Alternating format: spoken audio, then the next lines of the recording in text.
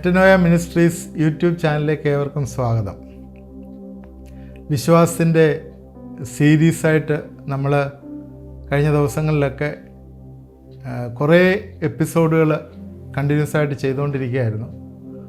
നമുക്കറിയാം, വിശ്വാസത്തിൽ ജനിക്കുന്ന കാര്യം, വിശ്വാസത്തിൽ വളരുന്ന കാര്യവും ആണ് രണ്ട് പോയിൻ്റായിട്ട് നമ്മൾ ഇതുവരെയും പറഞ്ഞ് തീർത്തത്. അവസാനം അതിൽ വിശ്വാസത്തിൽ വളരുന്നതിനകത്ത് പരിശുദ്ധാത്മാവിനെയും അതിൻ്റെ ഡിഫറൻ്റായിട്ടുള്ള പ്രവൃത്തികളും പരിശുദ്ധാത്മാവിൻ്റെ വരങ്ങളും ദാനങ്ങളും ഗിഫ്റ്റ് അതും അതുപോലെ ഫ്രൂട്ട് ഫലങ്ങൾ അതെല്ലാം നമ്മൾ സംസാരിച്ചു. അവസാനം വന്നിട്ട് പരിശുദ്ധാത്മാവിൻ്റെ അത് കഴിഞ്ഞതിന് ശേഷം നമ്മൾ കൂട്ടായ്മയെക്കുറിച്ചും നമ്മൾ സംസാരിച്ചു. അവിടെ വിശ്വാസത്തിൻ്റെ വളർച്ച ആ ഒരു സെക്ഷൻ അവിടെ അവസാനിക്കുകയാണ്. ഇനി മൂന്നാമത് നമ്മൾ ചിന്തിക്കുന്നത് വിശ്വാസത്തിൽ വേല ചെയ്യുക എന്നുള്ളതാണ്. ഇതും ഏകദേശം ഒരു 10-15 എപ്പിസോഡെങ്കിലും ഉണ്ടാവും. എല്ലാവരും ഇത് വാച്ച് ചെയ്യണം. വിശ്വാസത്തിൽ വേല ചെയ്യുക എന്ന് പറഞ്ഞാൽ എന്താണെന്നുള്ളത് മനസ്സിലാണ്. വിശ്വാസത്തിൻ്റെ അളവുകളാണല്ലോ ഇതെല്ലാം. വിശ്വാസത്തിൽ ആദ്യം ജനിക്കുക, ജനിച്ചിട്ട് അതിൽ വളരുക എന്ന് പറഞ്ഞാൽ ജീവിക്കുകയാണ്. വേല ചെയ്യുക, അതിൻ്റെ ആവശ്യം എന്താണ്, വിശ്വാസത്തിൽ വേല ചെയ്യുക എന്നൊക്കെ നമ്മൾ ചിന്തിക്കുന്നു. ശരിക്കും ക്രിസ്ത്യൻ ലൈഫ് എന്ന് പറയുമ്പോൾ അത് ഒരു പ്രവർത്തനോന്മുഖമായ ഒരു കാര്യമാണ്. എന്ന് പറഞ്ഞാൽ നമ്മൾ ജനിച്ച് നമ്മൾ ചില കാര്യങ്ങൾ മനസ്സിലാക്കി അങ്ങ് സ്ലഗ്ഗിഷായി, അല്ലെങ്കിൽ നമ്മൾ മൊബിലിറ്റി ഇല്ലാതെ നമ്മൾ അനങ്ങാതൊരു മൂലയ്ക്കിരുന്ന് ബൈബിൾ പഠിച്ചുകൊണ്ടിരിക്കുക എന്നുള്ളതല്ല. കാരണം യേശുക്രിസ്തു ഈ ലോകത്തിൽ വന്നത് ദൈവത്തിൻ്റെ രാജ്യം സ്ഥാപിക്കാനായിട്ടാണ്. ദൈവത്തിൻ്റെ രാജ്യം സ്ഥാപിക്കാനായി യേശു വന്നു കഴിഞ്ഞപ്പോഴേ, യേശു ഏകദേശം കുറച്ച് നാളുകൾ മാത്രം, 3 വർഷം ചില്ലുവാനും മാത്രമേ ഈ ലോകത്തിൽ ഉണ്ടായിരുന്നുള്ളൂ. അപ്പോൾ യേശു ഇവിടെ പ്രവർത്തിച്ചതിന് ശേഷം ഈ ഉത്തരവാദിത്വം തൻ്റെ ശിഷ്യന്മാരെ ഭരമേൽപ്പിച്ചിട്ടാണ് യേശുക്രിസ്തു മരിച്ച് അടക്കപ്പെട്ട് ഉയർത്തെഴുന്നേറ്റ് ഈ ലോകത്തുനിന്ന് സ്വർഗത്തിലേക്ക് കരേറി. വേറെ രീതിയിൽ പറഞ്ഞാൽ അവന് തേജസ്കരിക്കപ്പെട്ടു, അല്ലെങ്കിൽ അവൻ ഉയർത്തെഴുന്നേറ്റ് സ്വർഗാരോഹണം ചെയ്തു. ഈ റെസ്പോൺസിബിലിറ്റി അവിടെ കൂടിയിരുന്ന എല്ലാവരെയും ഏൽപ്പിച്ചിട്ടാണ് പോയത്. പ്രധാനമായിട്ട് ശിഷ്യന്മാരാണ്. ശിഷ്യന്മാരെ കൂടാതെ അവിടെ കൂടിയിരുന്ന ഗലീല പുരുഷന്മാരോട് ആയിട്ടുള്ളൊരു ആഹ്വാനവും യേശുക്രിസ്തു ചെയ്തിട്ടാണ് പോയത്. അത് നമ്മൾ പഠിക്കുമ്പോഴേ നമുക്ക് മനസ്സിലാവും, ശരിക്കും മുമ്പോട്ടുള്ള പ്രയാണം എന്ന് പറഞ്ഞാൽ നമ്മളെയൊക്കെ യേശുക്രിസ്തുവിൻ്റെ ഒരു രീതിയിൽ പറഞ്ഞാൽ അപ്പോസ്തലന്മാരാക്കിയിട്ടാണ് യേശു പോയത്. നമ്മൾ ഈ നാളുകളിലെ ഈ ലോകത്തിൽ നമ്മൾ ജീവിക്കുമ്പോഴേ യേശുവിൻ്റെ വക്താക്കളായിട്ട്, അല്ലെങ്കിൽ യേശുവിൻ്റെ വഴിയുടെ ഡയറക്ഷൻ കൊടുക്കുന്ന വഴികാട്ടികളായി, യേശുവിൻ്റെ പാതയുടെ വഴികാട്ടികളായി, അല്ലെങ്കിൽ യേശു പറഞ്ഞ ജീവിതം നയിക്കാനായിട്ട് മറ്റുള്ളവരെ പ്രോത്സാഹിപ്പിക്കുന്നവരായി ജീവിക്കാനായിട്ടാണ് ദൈവം ആഗ്രഹിക്കുന്നത്. 3 കാര്യങ്ങൾ പ്രധാനമായിട്ട് യേശു പഠിപ്പിച്ചതിനകത്ത് പറയുന്നുണ്ട്. പ്രത്യേകിച്ചും പൗലോസ് അപ്പോസ്തലൻ്റെ പഠിപ്പിക്കലുള്ള എല്ലാ എപ്പിസോഡ്സിലും അത് ക്ലിയറായി പറയുന്നുണ്ട്. എന്നുവെച്ചാൽ വിശ്വാസം, സ്നേഹം, പ്രത്യാശ. വിശ്വാസം എന്നതിനെക്കുറിച്ചാണ് നമ്മൾ ചിന്തിച്ചുകൊണ്ടിരിക്കുന്നത്. ഈ വിശ്വാസം എന്ന് പറഞ്ഞാൽ കർത്താവിലുള്ള വിശ്വാസമാണ്. കർത്താവിലുള്ള വിശ്വാസം എല്ലാവർക്കും ഉണ്ട്. കർത്താവിലുള്ള വിശ്വാസം എന്ന് പറയുന്നത് യേശു ദൈവമാണെന്ന് വിശ്വസിക്കാത്ത ആരുമില്ല. ചുരുക്കം ആളുകൾ മാത്രമേ ഉള്ളൂ. ലോകത്തിലെ ഒരു നോളജ് പോലെ എല്ലാവർക്കും അത് വിശ്വാസമാണ്. എന്നാൽ ഈ വിശ്വാസം ഹൃദയത്തിൽ വരികയും അതനുസരിച്ച് നമ്മൾ റെസ്പോണ്ട് ചെയ്യുമ്പോഴാണ് നമ്മൾ ദൈവത്തിൻ്റെ മക്കളായി തീരുന്നത് നമ്മൾ പഠിച്ചു. അത് കഴിയുമ്പോഴേ രണ്ടാമത് പറഞ്ഞ ഈ വിശ്വാസത്തിൻ്റെ അടുത്ത പടി എന്ന് പറയുന്ന സ്നേഹമാണ്. സ്നേഹം ദൈവത്തിൻ്റെ സ്നേഹവും മാത്രമല്ല, ദൈവം നമ്മളെ സ്നേഹിക്കുന്നു. അത് മാത്രമല്ല, യേശു പഠിപ്പിച്ച 2 കൽപ്പനകൾ, എൻ്റെ ദൈവമായ കർത്താവിനെ പൂർണ്ണ ഹൃദയത്തോടും പൂർണ്ണ ആത്മാവോടും പൂർണ്ണ മനസ്സോടും കൂടി സ്നേഹിക്കണം. അപ്പോൾ ദൈവത്തെ നമ്മൾ പൂർണ്ണമായി സ്നേഹിക്കണം. അതിനോടൊപ്പം തന്നെ നമ്മുടെ കൂട്ടുകാരനെയും നിന്നെ പോലെ സ്നേഹിക്കണം. അതിൻ്റെ സ്നേഹം വെർട്ടിക്കലാവുന്നത് പോലെ സ്നേഹം ഹൊറിസോണ്ടലുമാണ്.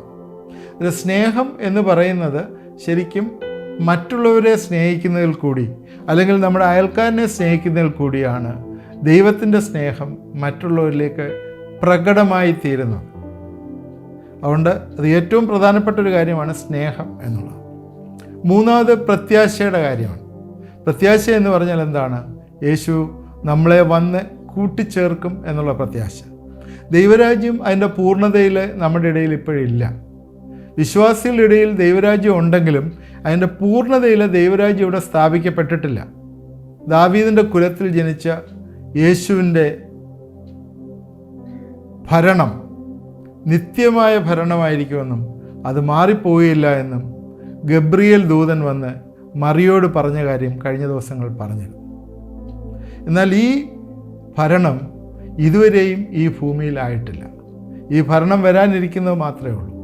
അതുകൊണ്ട് നമ്മളെ വന്ന് അവൻ കൂട്ടിച്ചേർത്ത്, അവൻ എന്ന് പറഞ്ഞാൽ യേശു വന്ന് നമ്മളെ കൂട്ടിച്ചേർത്ത് ഈ ഭരണത്തിലെ, അല്ലെങ്കിൽ കർത്താവിൻ്റെ ഭരണത്തിൻ്റെ കീഴിൽ നമ്മളായിത്തീരുന്ന ഒരു അവസ്ഥയുണ്ട്. അതാണ് നമ്മുടെ എല്ലാം പ്രത്യാശ. പൗലോസ് പറയുന്നത് ഇങ്ങനെയാണ്: ഞാൻ ഈ ലോകത്തിൽ മാത്രം പ്രത്യാശ വച്ചിരിക്കുന്നെങ്കിൽ അയ്യോ എനിക്ക് കഷ്ടം, ഞാൻ അരിഷ്ട മനുഷ്യൻ എന്നാണ് പൗലോസ് പറയുന്നത്. അതുകൊണ്ട് ഈ ലോകത്തിൽ മാത്രമല്ല പ്രത്യാശ, ഈ ലോകമൊക്കെയും പിശാചിൻ്റെ അധീനതയിൽ ഇരിക്കുന്നുവെന്ന് യോഹന്നാന്റെ ലേഖനത്തിൽ പറയുന്നു. അതുകൊണ്ട് നമ്മൾ പ്രത്യേകം ശ്രദ്ധിക്കണം. ഈ ലോകത്തിൽ ഭരിക്കാനും, ഈ ലോകത്തിൽ ആള് കളിക്കാനും, ഈ ലോകത്തിൽ നേതാവാനും അല്ല ദൈവം നമ്മളെ വിളിച്ചിരിക്കുന്നത്.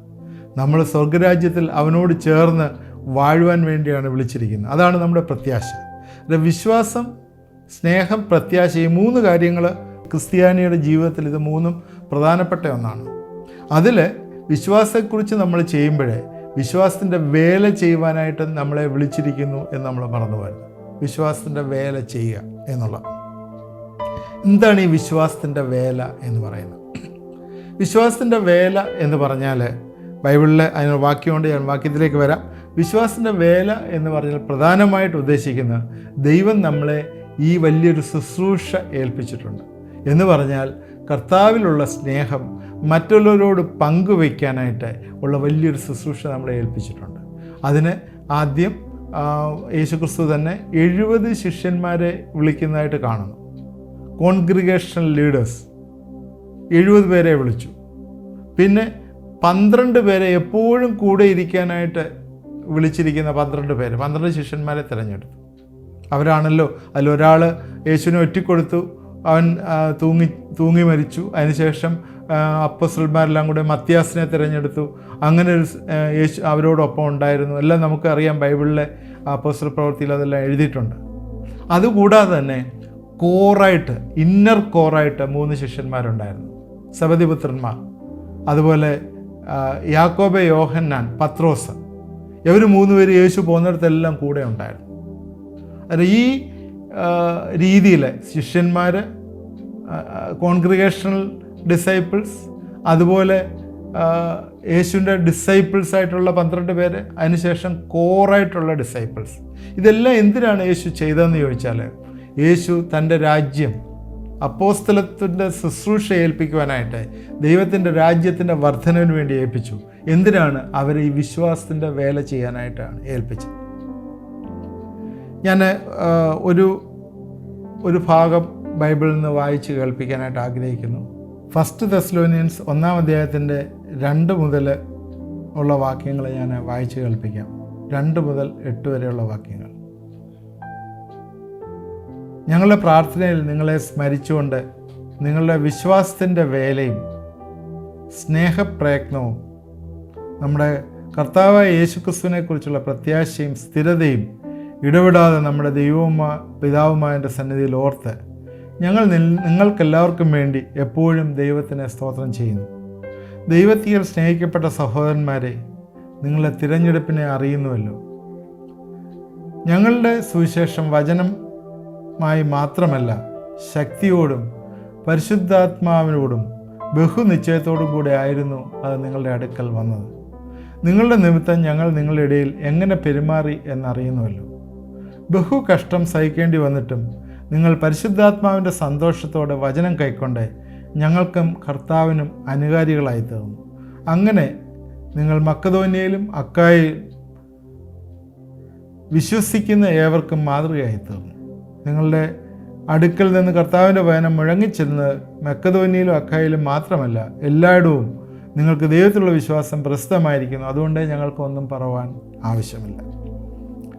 തെസ്സലോനിക്ക സഭയ്ക്ക് എഴുതിയ ഒരു ഭാഗമാണിത്. പോൾ ആൻഡ് സൈലസ്, പൗലോസും സിൽവാനോസും സഭയ്ക്ക് എഴുതുന്ന ഭാഗമാണ്. ഇവിടെ ഈ വായിച്ച ഭാഗത്തിനകത്ത് 3 കാര്യങ്ങളെക്കുറിച്ച് സ്പെസിഫിക്കായിട്ട് പറയുന്നു. അതിനെക്കുറിച്ചാണ് പറയാനായിട്ട് ആഗ്രഹിക്കുന്നത്. 1, വിശ്വാസത്തിൻ്റെ വേല. 2, സ്നേഹപ്രയത്നം. 3, പ്രത്യാശയുടെ സ്ഥിരത. നേരത്തെ ഞാൻ ഈ പറഞ്ഞ 3 കാര്യങ്ങൾ, വിശ്വാസവും സ്നേഹവും പ്രത്യാശയും ചുരുക്കമായി പറഞ്ഞാണ്. 2ാം മിഷണറി യാത്രയിൽ ഫിലിപ്പിയിൽ നിന്ന് 160 കിലോമീറ്റർ യാത്ര ചെയ്ത് ഈ തെസ്സലോനിക്കയിൽ എത്തി.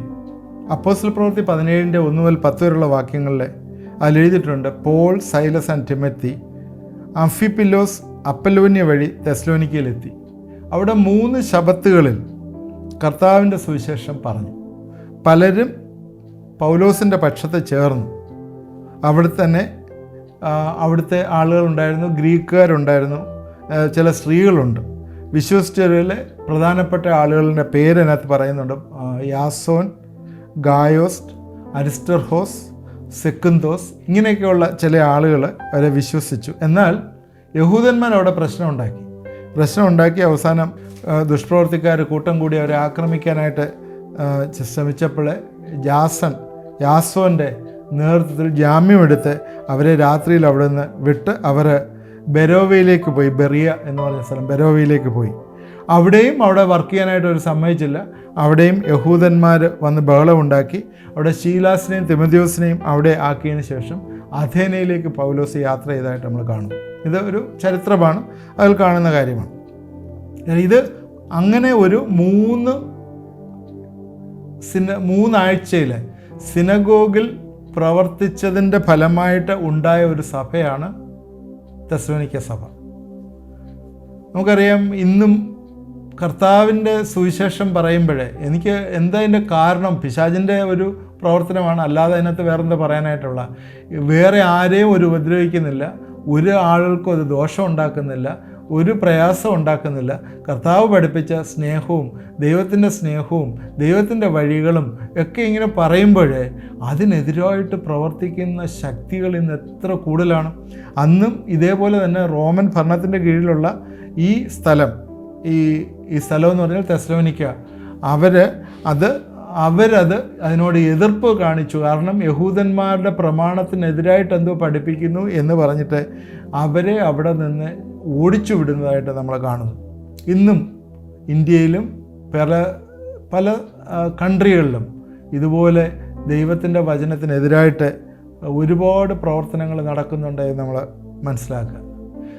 മുഖവരിയായിട്ട് ഞാൻ പറഞ്ഞത് വിശ്വാസത്തിൻ്റെ വേലയെക്കുറിച്ചാണ് ഞാൻ പറഞ്ഞത്. അപ്പോൾ ഈ വിശ്വാസത്തിൻ്റെ വേല ആരംഭിക്കുന്നത് തൻ്റെ ശിഷ്യന്മാരിൽ കൂടിയാണ് ആരംഭിച്ചത്. വിശ്വാസത്തിൻ്റെ വേല ചെയ്യുക. ഞാനിന്ന് വായിച്ച ഈ ഭാഗത്തിൽ ആ വിശ്വാസത്തിൻ്റെ വേലയ്ക്ക് വേണ്ടിയുള്ള ഒരു പ്രവർത്തനമാണ് അവിടെ ആരംഭിച്ചത്. അവരെക്കുറിച്ച് തെസ്സലോനിക്ക സഭയിലെ ഈ 3 ആഴ്ച സുവിശേഷം പറഞ്ഞപ്പോൾ കർത്താവ് അവരുടെ ഹൃദയങ്ങളെ തുറന്ന് പലരും കർത്താവിനെ അറിയാനായിട്ട് ഇടവന്നു. മാത്രമല്ല, അവരുടെ വിഗ്രഹങ്ങളെ വിട്ടിട്ട്, അതിനകത്ത് താഴോട്ടുള്ള ഭാഗങ്ങളിൽ വായിക്കുമ്പോൾ നമുക്കറിയാം, അധ്യായത്തിൽ വായിക്കുമ്പോഴേ അവരെ വിഗ്രഹങ്ങളെ വിട്ടിട്ട് ദൈവത്തിങ്കിലേക്ക് തിരിയുന്നു കാണുന്നു. ഇത് വലിയൊരു കാര്യമാണ്. യഹോവ പറഞ്ഞിട്ടുണ്ട്, ഞാനല്ലാതെ അന്യദൈവങ്ങൾ നിനക്കുണ്ടാകരുത്. ഇസ്രായേൽ മക്കളുടെ ജീവിതത്തിലും മോശ ഇല്ലാത്ത സമയത്ത് ഒരു വിഗ്രഹത്തെ ഉണ്ടാക്കി ആരാധിക്കാനായിട്ട് ശ്രമിച്ചു. ദൈവത്തിനൊരു രൂപം വേണം, ഒരു ഭാവം വേണം എന്ന് ചിന്തിച്ച് വിഗ്രഹങ്ങളുടെ പുറകെ പോകുന്ന ഒരു കൂട്ടം ഇന്ന് ലോകത്തിൽ പല സ്ഥലങ്ങളിലും ഉണ്ട്. അതുകൊണ്ട് വിഗ്രഹങ്ങളിൽ നിന്ന് അകന്ന് ദൈവത്തിങ്കിലേക്ക് തിരിഞ്ഞ് യഥാർത്ഥ ദൈവത്തെ വർഷിപ്പ് ചെയ്യുവാനായിട്ട് ഈ കൂട്ടർ തീരുമാനിച്ചു എന്നുള്ളത് വിശ്വാസത്തിൻ്റെ വേലയാണ് ഇവിടെ കാണുന്നത്. അതിനകത്ത് പറഞ്ഞിരിക്കുന്ന തെസ്സലോനിക്ക സഭയ്ക്ക് വീണ്ടും എഴുതുന്ന സമയത്ത് ഇവിടെ കാണുന്നത് വിശ്വാസത്തിൻ്റെ വേല, നിങ്ങളുടെ വിശ്വാസത്തിൻ്റെ വേല, വർക്ക് ഓഫ് ഫെയ്ത്ത്, വിശ്വാസത്തിൻ്റെ വേല എന്ന് പറഞ്ഞ് എഴുതുന്നുണ്ട്. കാരണം വിശ്വാസത്തിൻ്റെ വേല എന്ന് പറഞ്ഞാൽ ഞങ്ങളുടെ പ്രയത്നത്തിൽ ഞങ്ങൾ വന്ന് സുവിശേഷം പറഞ്ഞപ്പോൾ നിങ്ങളത് അക്സെപ്റ്റ് ചെയ്ത് നിങ്ങൾ ഈ ഐഡൽസിനെ അല്ലെങ്കിൽ ഈ രൂപങ്ങളെ, ഈ പ്രതിമകളെ ഒക്കെ വിട്ടിട്ട് യഥാർത്ഥമായിട്ടുള്ള ദൈവത്തിലേക്ക് നിങ്ങൾ തിരിഞ്ഞു എന്നുള്ളതാണ്. ഇന്ന് ഞാനതിൻ്റെ മുഖവരയായിട്ടാണ് പറഞ്ഞ വിശ്വാസത്തിൻ്റെ വേല ചെയ്യുന്നതിനെക്കുറിച്ചുള്ള മുഖവര. നമ്മൾ ഈ ഭാഗം തന്നെ നാളെയും തുടർന്ന് നമ്മൾ ചിന്തിക്കും. നിങ്ങൾ ദയവായിട്ട് ഇതെല്ലാ ദിവസവും ഇത് വാച്ച് ചെയ്യണം, എങ്കിലേ അതിന് നിങ്ങൾക്ക് കണ്ടിന്യൂറ്റി കിട്ടുള്ളൂ. ഏതെങ്കിലും രീതിയിൽ നിങ്ങളത് മിസ് ചെയ്ത് പോയെങ്കിൽ നിങ്ങൾ വീണ്ടും പോയി അത് ട്രേസ് ചെയ്ത് ആ നമ്പറുണ്ടല്ലോ, ഡെയിലി റിഫ്ലക്ഷൻസ് എന്നും പറഞ്ഞ് എഴുതിയിരിക്കുന്ന ആ നമ്പറിൽ പോയി നിങ്ങളത് സെർച്ച് ചെയ്ത് നിങ്ങളത് പഠിക്കണം. കാരണം ഇതെല്ലാം സീരിയസ് ആയിട്ട് പഠിക്കാനുള്ള ഒത്തിരി കാര്യങ്ങളുണ്ട്. ക്രിസ്ത്യൻസിനും വിശ്വാസത്തിലേക്ക് വന്നിരിക്കുന്നവർക്കും ഒക്കെ ഇത് ഒരുപാട് പഠിക്കാനായിട്ടുണ്ട്. എന്നാൽ ഇത് പഠിക്കുമ്പോൾ നമ്മുടെ ഹൃദയങ്ങൾ കൂടുതലായിട്ട് ദൈവത്തിലേക്ക് തുറക്കുകയും നമ്മൾ കർത്താവിൻ്റെ സാദൃശ്യത്തിലേക്ക് തിരിയുകയും ചെയ്യുന്നതായിട്ട് നമുക്ക് കാണാൻ പറ്റും. പ്രത്യേകിച്ച് ഇത് രാത്രിയിലെ 9:30 തൊട്ട് 10 മണിയുള്ള സമയത്താണ്. സാധാരണ ഒരു 10-11 മണിയൊക്കെ ആകുമ്പം ജനറലി നമ്മളൊക്കെ കിടക്കാനായിട്ടോ ഉറങ്ങാനായിട്ടോ ഒക്കെ പോകും. നല്ല ജോലിയൊക്കെ ഉള്ള ആളുകൾ, രാവിലെ പകലൊക്കെ നന്നായിട്ട് അധ്വാനിക്കുന്ന ആൾക്കാർ ഒരു 10-11 മണിയൊക്കെ ആകുമ്പോൾ ഉറങ്ങാനായിട്ട് പോകും. അപ്പോഴേ ഇത് കേട്ട് ദൈവസേനയിൽ ഇതെല്ലാം കേട്ട് ദൈവത്തിൻ്റെ വചനമൊക്കെ കേട്ട് നമ്മൾ ദൈവസേനയിൽ ഇരുന്ന് കുറച്ച് സമയം പ്രാർത്ഥിച്ചിട്ട് കിടക്കുകയാണെങ്കിൽ തീർച്ചയായും നമുക്കൊരു കാര്യം മനസ്സിലാവും. രാത്രിയിലും ദൈവത്തിൻ്റെ ആത്മാവ് നമ്മുടെ ആത്മാവോട് സംസാരിക്കും. ചില കാര്യങ്ങൾ ദൈവം വെളിപ്പെടുത്തി തരും. പ്രത്യേകിച്ച് ചില കാര്യങ്ങളൊക്കെ നിങ്ങൾ പ്രാർത്ഥിച്ചിട്ട് ഉത്തരം കിട്ടാത്ത കാര്യങ്ങളുടെ ആൻസർ ആയിരിക്കും ചിലപ്പോൾ അത് കിട്ടുന്നത്. അതായത് ഞാനൊരു വേറൊരു രീതിയിലോ എക്സാജറേറ്റ് ചെയ്തോ ഒന്നും പറയല്ല. ഇതൊക്കെ പ്രായോഗികമായിട്ട് ഈ ലോകത്ത് നടക്കുന്ന കാര്യങ്ങളാണ് ഈ പറയുന്നത്. ദൈവത്തിന് പ്രവർത്തിക്കാൻ കഴിയും നമ്മുടെയൊക്കെ ജീവിതത്തിൽ. അതുകൊണ്ട് ഇത് വാച്ച് ചെയ്യണം. വാച്ച് ചെയ്ത് ഇതിനോട് ചേർന്ന് ഞാൻ പ്രാർത്ഥിക്കുമ്പോഴേ നിങ്ങളുടെ ഒരു പ്രയർ റിക്വസ്റ്റുകൾ നിങ്ങൾ അയച്ചു തരുന്ന പ്രയർ റിക്വസ്റ്റ് ഇവിടെ ഞങ്ങൾ പ്രാർത്ഥിക്കുന്നുണ്ട്. അല്ലാതെ നിങ്ങൾക്ക് ഒരു പ്രയർ റിക്വസ്റ്റ് ഉണ്ടെങ്കിൽ അതിനോട് ചേർന്ന് പ്രാർത്ഥിക്കുകയാണെങ്കിൽ ദൈവം ആ പ്രാർത്ഥനകളെ കേൾക്കുകയും ഉത്തരം തരികയും ചെയ്യും. അപ്പോൾ വിശ്വാസത്തിൻ്റെ വേല ആരംഭിച്ചത് കർത്താവിൻ്റെ ശിഷ്യന്മാരിൽ കൂടിയാണ്. കർത്താവ് തുടർന്ന് കർത്താവിൻ്റെ ശിഷ്യന്മാരിൽ കൂടിയാണ് വിശ്വാസത്തിൻ്റെ വേല ആരംഭിച്ചത്. അതിന്നും ആ ഉത്തരവാദിത്തം നമ്മുടെ മേലിരിക്കുന്നു. നമ്മൾ തുടർന്ന് പോകണം. അതിനെക്കുറിച്ച് നമുക്ക് നാളെയും ചിന്തിക്കാം. നമ്മുടെ സമയം ഇവിടെ അവസാനിച്ചല്ലോ. നമ്മളിത് വൈൻഡപ്പ് ചെയ്യുന്നു. തീർച്ചയായും ദൈവം നമ്മളെല്ലാവരെയും അനുഗ്രഹിക്കും. നമുക്ക് പ്രാർത്ഥിക്കാം. ദൈവമായ കർത്താവേ, ഈ ദിവസങ്ങളിൽ ഞങ്ങളിത് മെഡിറ്റേറ്റ് ചെയ്യുമ്പോഴേ നിൻ്റെ വചനത്തിൻ്റെ ശക്തി ഞങ്ങളിലേക്ക് വന്നു ചേരട്ടെ എന്ന് പ്രാർത്ഥിക്കുന്നു. ദൈവമേ, ഞങ്ങളെ കർത്താവെ ഇത് ഒരു ഓഫൻഡായിട്ട് വന്നിരുന്ന് കാണുന്നതിനൊക്കെ ഉപരിയായിട്ട് കർത്താവെ ഇത് ഞങ്ങൾ കേൾക്കുന്ന വചനങ്ങളൊക്കെ നോട്ട് ചെയ്ത് എഴുതിയെടുക്കുവാനും ദൈവമേ അതൊക്കെ ഞങ്ങൾ മെഡിറ്റേറ്റ് ചെയ്യുവാനും ഞങ്ങളെ സഹായിക്കണമേ എന്ന് പ്രാർത്ഥിക്കുന്നു. ജീവിതത്തിലെ രൂപാന്തരം തരുന്ന ദൈവത്തിൻ്റെ വചനമാണല്ലോ. അതിനാൽ ദൈവത്തിൻ്റെ വചനത്തിൽ ഞങ്ങളെ ബേസ് ചെയ്ത് വളരുവാനായിട്ട് ഈ ദിവസങ്ങൾ ഞങ്ങളെ സഹായിക്കണമേ, ഇടവരുത്തണമേ എന്ന് പ്രാർത്ഥിക്കുന്നു. കർത്താവെ, പ്രത്യേകിച്ച് ഇത് ഇന്ന് കണ്ടുകൊണ്ടിരിക്കുന്ന ചിലർ മാനസികമായിട്ടുള്ള ചില പ്രയാസങ്ങൾ കൂടി കടന്നു പോകുന്നു. കർത്താവെ, അത് ഏത് തലത്തിലാണെന്നറിയത്തില്ല. പലർക്ക് പല രീതിയിലുള്ള മാനസികമായിട്ടുള്ള പ്രയാസങ്ങളാണ്. കുഞ്ഞുങ്ങളുമായിട്ടുള്ള റിലേഷൻഷിപ്പിലുള്ള പ്രയാസങ്ങളുള്ളവരുണ്ട്. ഭർത്താവും ഭാര്യയും തമ്മിലുള്ള ബന്ധങ്ങളിലുള്ള പ്രയാസങ്ങളായിട്ട് ഉള്ളവരുണ്ട്. ഭവനത്തിലെ വേണ്ടാത്ത കാര്യങ്ങൾ ഭാര്യയിൽ കൂടിയോ ഭർത്താവിൽ കൂടിയോ നടക്കുന്ന ഉള്ള പ്രയാസത്തിലിരിക്കുന്ന പാർട്ട്നേഴ്സ് ഉണ്ട്. ഇത് കാണുന്നുണ്ട്. കർത്താവെ, ഞങ്ങൾ പ്രാർത്ഥിക്കുന്നു. ദൈവമേ, നിൻ്റെ വലിയ രൂപാന്തരം കർത്താവെ ആ ഭവനങ്ങളിലേക്ക് അയക്കണമേ എന്ന് പ്രാർത്ഥിക്കുന്നു. പൈശാചിക ശക്തികളെ ഞങ്ങളെ യേശുവിൻ്റെ നാമത്തിൽ ബന്ധിച്ച് പ്രാർത്ഥിക്കുന്നു. ആ ഭവനങ്ങളിൽ ഇന്ന് രാത്രികാലം എന്നോട് ചേർന്ന് പ്രാർത്ഥിക്കുമ്പോഴേ ഒരു വലിയ റിലീസ് വന്നു ചേരട്ടെ എന്ന് പ്രാർത്ഥിക്കുന്നു. ചില വ്യക്തിത്വങ്ങളുടെ രൂപാന്തരത്തിന് വേണ്ടി താല്പര്യപ്പെട്ടിരിക്കുന്നവരുണ്ട്. കർത്താവെ, യേശുവിനെ അറിയാതെ മദ്യത്തിനൊക്കെ മയക്കുമരുന്നിനുമൊക്കെ അടിമയായിരിക്കുന്ന കുഞ്ഞുങ്ങളെ ദൈവം കാണിച്ചു തരുന്നു. കർത്താവെ, ആ മാതാവ് അനേകം ദിവസങ്ങളായിട്ട് പ്രാർത്ഥിച്ചുകൊണ്ടിരിക്കുകയാണ് ആ കുഞ്ഞിന് വേണ്ടി. ദൈവമേ, ഇന്നത് വലിയൊരു വിടുതൽ എന്നോടൊപ്പം ചേർന്ന് പ്രാർത്ഥിക്കുമ്പോൾ വലിയൊരു വിടുതൽ അയക്കുന്ന ഓർത്ത സ്തോത്രം. കർത്താവെ, ആത്മാവിൽ അത് കാണുന്നു. യേശുവിൻ്റെ നാമത്തിലെ ആ വലിയ റിലീസ് ആ കുഞ്ഞിന് വന്നു ചേരട്ടെ എന്ന് പ്രാർത്ഥിക്കുന്നു. സ്തോത്രം, സ്തോത്രം, സ്തോത്രം. ദൈവമേ, ഈ ദിവസങ്ങളിൽ അവരെല്ലാം കർത്താവിൽ ആനന്ദിക്കുവാനായിട്ട് ഇടവരട്ടെ എന്ന് പ്രാർത്ഥിക്കുന്നു.